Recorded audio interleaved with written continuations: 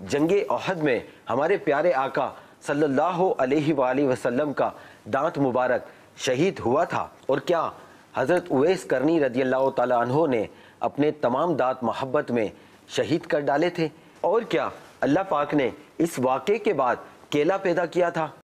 جنگ احد میں جو دانت مبارک کے شہید ہونے کے حوالے سے بات ہے، تو شہادت کا تو ہے کہ دانت مبارک شہید ہوا، لیکن اس میں کلام ہے کہ کیا مکمل دانت شریف یہ شہید ہوا تھا یا صرف اس کے کچھ کنارے کا حصہ یہ باہر کی طرف آیا تھا۔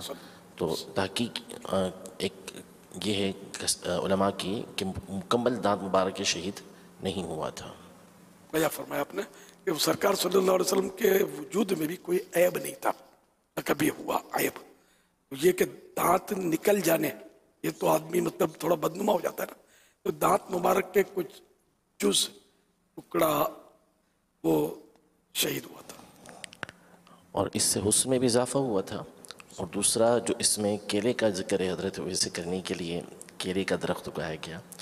تو حضرت اویس کرنی کہ یہ واقعہ پیش آنے سے بہت پہلے سورہ واقعہ نازل ہو چکی تھی مکہ مکرمہ میں، اور اس میں اہل جنت کے لیے یہ ہے کہ فی طلح مندود، ان کو جو نعمتیں عطا کی گئی ہیں ان میں سے ایک نعمت یہ ہوگی کہ وہ کیلوں کے بڑے بڑے گچھوں کے اندر ہوں گے۔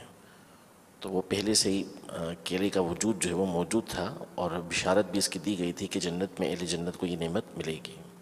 اس واقعے کی صحت پر کیا اثر پڑے گا؟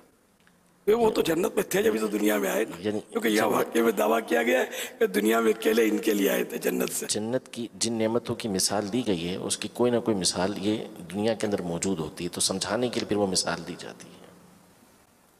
تو یوں مطلب ہے کہ جنت میں بھی کیلے ہیں اور دنیا میں بھی کیلے ہیں، اور جنت کے کیلے کھائیں گے تب اس کا ٹیسٹ پتہ چلے گا، انشاءاللہ کھائیں گے، آقا کے قدموں میں رچ کے کھائیں گے انشاءاللہ۔ اس واقعے کو بھی علماء تسلیم نہیں کرتے، یہ واقعہ جو ہے نا مستند نہیں ہے، من گھڑت ہے، بناوٹی ہے۔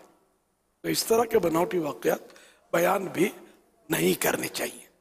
ابھی خیر میں یعنی اس واقعے کی تصدیق نہیں کر رہا، بالفرض کسی ایسا واقعہ ہے کہ اس نے دانت اگر توڑ بھی دیے اپنے طور پر، اور وہ بے خودی کے عالم میں ہوا، ایک تو ہوتی ہے نا بے خودی، ہوش میں جو نہ ہو وہ کیا نہ کرے، تو اس عالم میں کسی نے توڑ بھی دیا، جو ہوش میں ہے ہوش و حواس میں کوئی توڑے گا تو پھر بھی گناہ گار ہوگا، اس کی پیروی نہیں کر سکتا، جس نے ہوش میں نہیں تھا اور کر لیا۔ تو صلو علی الحبیب۔